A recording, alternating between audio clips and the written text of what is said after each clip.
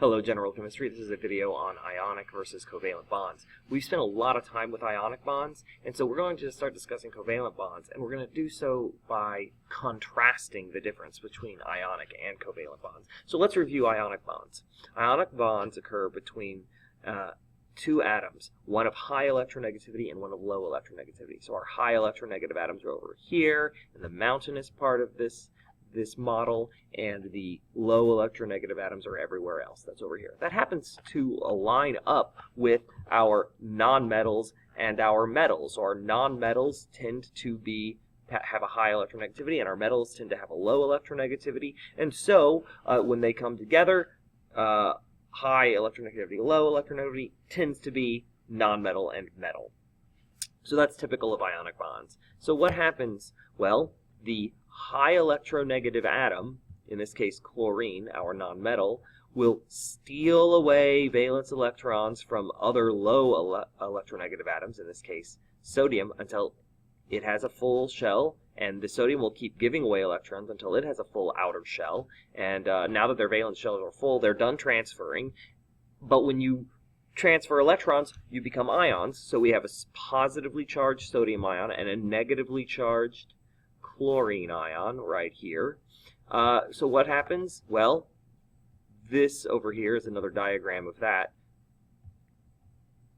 When you have the positive and negatively charged ions, they form crystal structures. And so this chlorine is attracted to all these adjacent positives, and then this positive is surrounded by the chlorine, which is negative. And so they make something like this, that kind of just magnets that kind of block together to make their structure. So that's an ionic compound.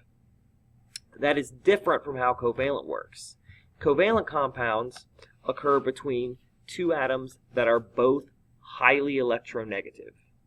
And this means this occurs only between nonmetals. Metals they don't have the electronegativity to do this. And instead of stealing electrons from each other, because they're both so good at pulling on electrons, they will attract the electrons from each other. So if we can see, this electron cloud is illustrated by like the blue glowy area.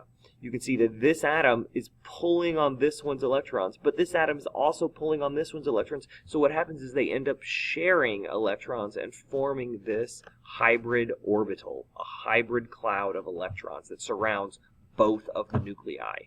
That's a covalent bond. It's very different than just magnets being attracted to each other like ionic bonds. They are wrapped around their electrons. And this diagram over here just shows the valence electrons in the cloud in sort of the simple diagram, the Bohr model.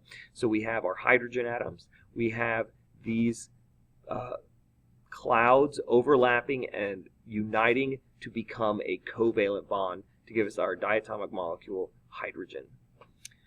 So covalent bonds. Only high electronegativity, only nonmetals, no electron transfer, no ions, but they do have electron sharing, and they do form hybrid orbitals that wrap around both nucleus. We will talk more about this later. I hope this helps. Struggle well.